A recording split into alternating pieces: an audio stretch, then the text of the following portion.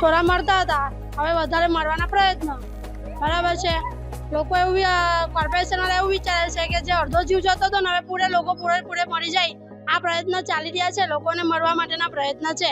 બરાબર છે. 20 વર્ષ જગ લઈએ છે તો અમે જીવી બી રહ્યા છે.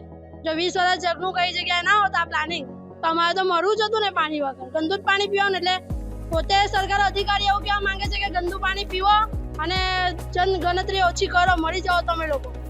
ચલો વાત તમે પાણી ગંદુ પાણી આવે છે, હવે 30 દિવસ પાણી પણ નથી. એટલે એ જ હું કહું છું ને કે પાણી ગંદુ આવતું હતું, એ ગંદુ પાણી પીને બી અમે જીવી રહ્યા હતા અને દવાખાનામાં રૂપિયા ભરી રહ્યા હતા, બાટલ ચડાવી રહ્યા હતા. બરાબર છે.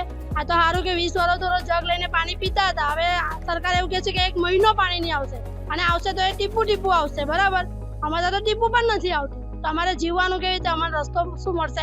આગળ અમને ન્યાય જોઈએ. જો વેરો ટેક્સ તમે પાણી ના આપવાના હોય તો વેરો ટેક્સ કાયદેસર અમારા બંધ કરી દો. કયો વિસ્તાર છે, કેટલો પરિવાર છે, કેટલા લોકો? અમારા શાંતિનગર વિસ્તાર છે, વોર્ડ નંબર 16 માં આવી રહેલો છે. આમાં 6-7 નગરોના સમાવેશ થયેલા છે. શાંતિનગર, વિશ્વકર્મા નગર, શિવનગર, પંચમુખી નગર, હીરાબા નગર, આવી રીતે 6-7 નગરો છે. આ 6-7 નગરોમાં ગણતરી જોવા જાય 1500 થી 2000 ની મકાનો છે બધા ફરતે નગરોના. બરાબર છે. દરેકને પાણી નથી મળી રહ્યું. આ તો રૂપિયા કમાવાના ધંધા છે. અને બીજી વસ્તુ હું એ જ કહું કે ટાંકીઓ ભરાય છે. બરાબર છે. નાલંદા ટાંકી ભરાય છે, ગાજરાની ટાંકી ભરાય છે. આ પાણી જાય છે ક્યાં? પાણીનું મને તો લાગે છે કે પાણીનું વેચાણ નથી. અમે અમારી લડાઈ જાતે જ લડી રહ્યા છે.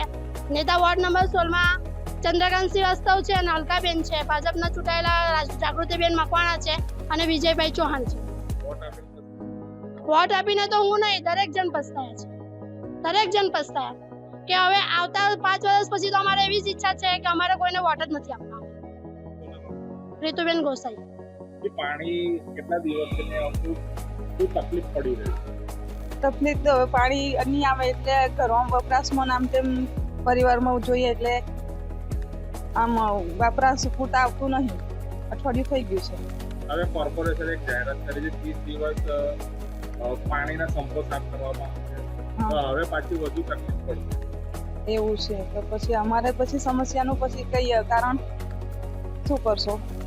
સ્થાનિક કાઉન્સિલર એવું ના નહીં કરી, એવું તો નહીં કરી. 30 દિવસ હવે તમે કેવી રીતે કરો? એ તો હવે સરકાર કરે, કોઈ ટેન્કર મોકલે તો પબ્લિક ને સારું રહે. બીજું તો બાકી તો પછી વેચાતું લઈએ તારે.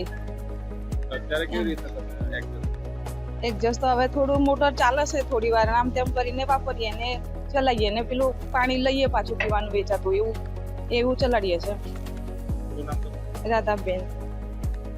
અમે પાણી આવતું નથી. આજે કેટલાય દિવસથી કપડા અમે બીજે દૂર જઈને ધોવા જઈએ છે કપડા. અમને બહુ તકલીફ પડે છે પાણી માટે. કપડા ધોવા બીજે જાવ તો પછી રસોઈ માટે ખાવા તો અમારે જગ પાણી લેવું પડશે. 100 રૂપિયાનું પાણી આવે છે રોજનું. એક દિવસ માટે બી છોડતા હોય ને અડધો કલાક તો બી અમારું રસોડાનું પાણી તો થાય. અમારું પીવાનું પાણી નથી મળતું, વાપરવાનું તો ઠીક છે. રોજ તમને કોણ ભરી આપે? બધા કે અમારું લાઇટ બિલ આવે છે, બોરિંગની લાઇટ બિલ આવે. તો અમારે કેવી રીતે કરવાનું? 30 દિવસ કોર્પોરેશન પાણી નથી આપવાનું. તમે એવું કહો કે હાજે આવીને લોકો ફોટા પાડે. પણ હાંજે આવીને બધા જોઈ જ જાઓ. અમને કેટલા તકલીફથી અમે દિવસો કાઢીએ છીએ. 1 દિવસ 2 દિવસ હોય, આજે 15 દિવસથી અમે વહેલા પડીએ છીએ. હવે છોકરાનું સ્કૂલ ચાલુ થશે, અમારે કેવી રીતે ભણવા મોકલવાનું? નાસ્તો પાણી વગર. એટલે અમને બહુ તકલીફ પડે. અમારે સરકારને એ જ નિવેદન છે કે અમને પાણી આપો બસ. અચ્છા 30 દિવસ હવે પાણી નથી જવાનું તો તમારે એ તો ઉપર છે. અમને તમે પાણી તો જોવે જ. 1 દિવસ માટે બી તમને પાણી તમે છોડો અમારા માટે. એના કાઉન્સિલર રજત હજુ બધા કહે છે કે આવશે. એમની આશા કરીને બેઠા છે સરકાર. એટલું જ કહેવા માંગુ છું. મારી વિનંતી એ જ છે કે પાણી આપો અમને. 1 દિવસ છોડી બી અડધો કલાક માટે પાણી, રસોઈ માટે બી આપો પાણી બસ. શું નામ તમારું? હંસાબેન.